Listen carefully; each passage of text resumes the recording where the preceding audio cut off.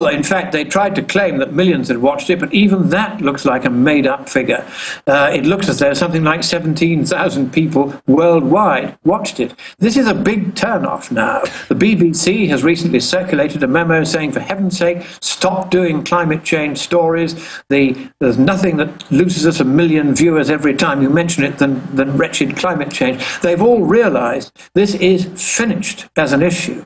And now they're desperately trying to get the last few fistfuls of taxpayers' dollars into their capacious trouser pockets before they all run away and hide. Well, Lord Monckton, that's my point, is they are, I mean, I saw literally 20, 30, it was more than that, major climate priest, guilt priest, say, Al Gore, sit down, shut up, you can't do any good here, you're making us look bad. And they basically have now publicly stated they want to go with a stealth system, keep brainwashing the kids, where the seasons they are now teaching them are unnatural, any trees cut down are not renewable. They mainly just want to prey on the children now that they know people are awake and kind of go back underground and then just try to push through some new carbon taxes. Because, as you said, they've openly stated that every time they now try to indoctrinate adults, people begin to, basically smell the liquor that made them sick the night before, and they become nauseous. And so, again, they're just trying to prey on children and college students and others. But what about... Now, there's a way of dealing with that, Alex, and that is what we did in the UK. In fact, I was one of those who helped to draft the law when I was working for Margaret Thatcher in 10 Downing Street. And we put together a law. It was actually brought in a couple of years after I left Downing Street, but we were well on the way with it while I was still there. And that law made it illegal to subject children to political propaganda in schools. And it was that law that we were able to use to bring Al Gore's movie in front of the High Court and get the High Court to find that unless 77 pages of corrective guidance was sent round to every school in the land, that film couldn't be shown because it was naked political propaganda. So what I would recommend is that in those countries that don't have that law, they should introduce it, because it gives parents then some power over these maniacal Marxist and fascist teachers. Because they can simply say to them, right, we're hearing from our kids that you're filling them with environmentalist propaganda, we're going to take you to the court for a criminal offence of propagandizing children in school, and you can go to jail for that. And that makes our teachers in school just that little bit less badly behaved than they are, say, in the United States. So that's something I offer to the Republicans as a way out of this indoctrination of children. It's a very, very serious problem, because children don't have enough mathematical, physical, or economic knowledge to understand what rubbish this all is.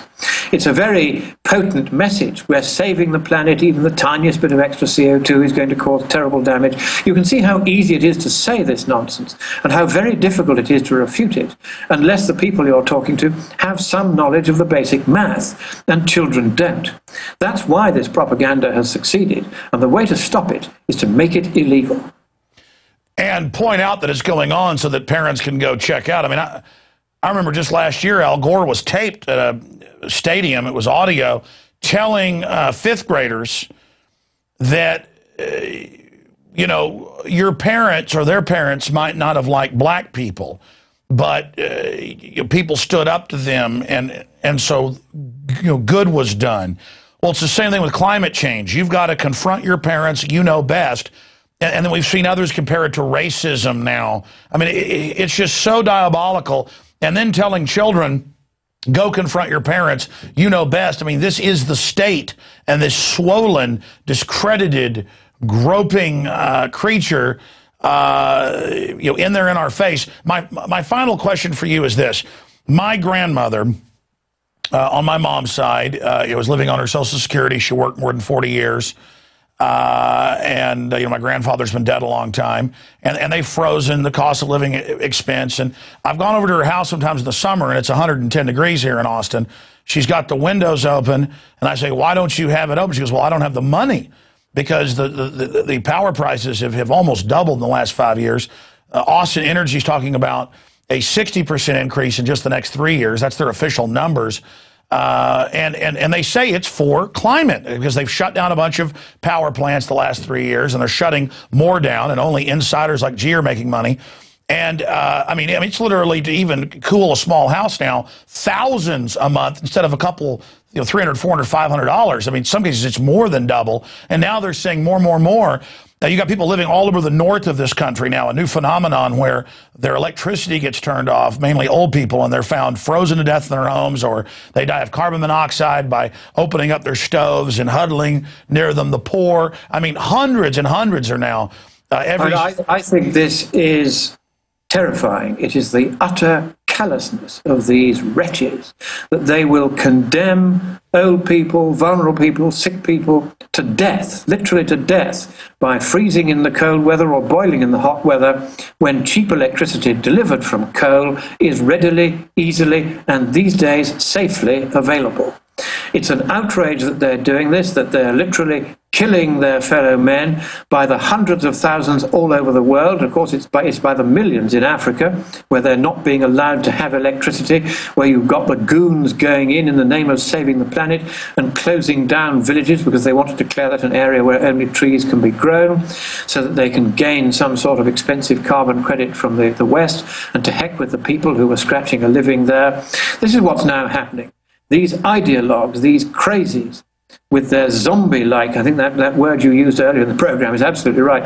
They are zombies marching to destroy as much of humanity as they possibly can and to get as rich as possible as they can doing it. And anyone who is a Christian has the duty to oppose them root and branch. This attack on the coal industry, which is now the next target, now they've lost the overall battle. They're picking off the industries one by one, starting with coal. Well, the answer is that the coal industry has got to stop being so soppy about it. It's got to start fighting back. It's got sir, that's what I was going to point out, is that, yeah, for my grandmother, I can give her some money and demand she turn her air conditioner on or turn the heat on in the winter. But, in the West, it's killing people by the hundreds and hard shipping millions. And they admit they want a post-industrial world, but you've broken down the numbers. Over a decade, if that Copenhagen Treaty would have been put in, 1 billion conservatively, they don't know 15 million children starve to death a year. They don't know it's 25 to 30 million counting adults. They don't know that more than half the world's on $2 a day or less. They don't know it's a death sentence. And talking to the hippies and well-meaning liberals who aren't diabolical people like Maurice Strong or Al Gore, I want you to morally speak to them, because this isn't a game, and 51% of our power is coal. It's totally clean. Nothing but carbon dioxide comes out the top and water vapor. They've got federal devices on it scanning it, and that's why they had to list carbon dioxide as a pollutant, as a way to shut it down. I mean, our whole society here, America, is built on cheap energy, and now, on the way our financial actuaries have been established, this is going to bankrupt poor people. I mean, this is affecting my grandmother. This is affecting people everywhere, and I have these... I think what's going to happen, Alex, is that states like Texas, for instance, whose governor is not going to take any prisoners on this, they're just going to eventually say to the federal government, we are no longer going to comply with those laws which are insane and cruel to our people. Texas has just had a long, hard drought. Of course, this was immediately blamed on global warming by the usual suspects. It wasn't. It was a blocking high. It's a well-known natural phenomenon. It's happened before. It happened in the 1930s. It's happening again. It'll happen again the next time the sun goes into this stage of its solar cycle. But the fact is, in Texas, in Maine, in places where they are more independent-minded, they're beginning to say, why should we any longer listen to a federal government which has literally gone mad and which is so cruel that it no longer cares about its own very poorest and most vulnerable people? And so to those of you who are the kind of wet, soggy liberals who think that the environment is a nice, cozy, soft issue and there's no cost to being green, yes, there is. It is a cost in misery, it is a cost in disease, it's a cost in cold, it's a cost in heat, it's a cost in human lives, a cost which you are carelessly forcing the poor and vulnerable people of your nation and of other nations to endure. So get off your moral high horse. You're on the wrong horse. The moral arguments are all with us who have questioned this nonsense from the start. There needs to be more balance, more rationality, more reason. We need to make sure, before we ever get into a scare like this ever again, that the math is done independently by people unconnected with the small, narrow, left-wing group of scientists that has been pushing this agenda from the start and then pretending that the majority of scientists believe it. The majority of scientists don't believe a single word of it. That most of them have never even thought about it. And that hoax is coming out. And in final conclusion, Lord Monckton, and the reason I made the point about my grandmother is I get these emails saying you must be paid by the coal industry. I've been paid zero by the coal industry. I own zero coal stock. I understand it's more than half our power. I understand it's clean. I've done the research in the last decade, and I know that they have a plan to shut it down. It is so diabolical. In closing, people say, well, why do you represent coal? I represent poor people that get their power from it. And again, it's a death sentence here. It's more of a death sentence in the third world. Why at the heart of it is Maurice Strong, the UN, why do they love a post-industrial world? Money, power, and glory in their hands and not in yours or mine. That is what it has always been about. That is what it's about now. That's what it always will be about until we get rid of these people and let us turn their own devices on them. They were planning to establish a European Environmental Criminal Court so that the likes of me could be brought in front of it and locked up for years for daring to say there isn't a problem with the climate and for saying so for scientific and economic reasons. Let's do it to them.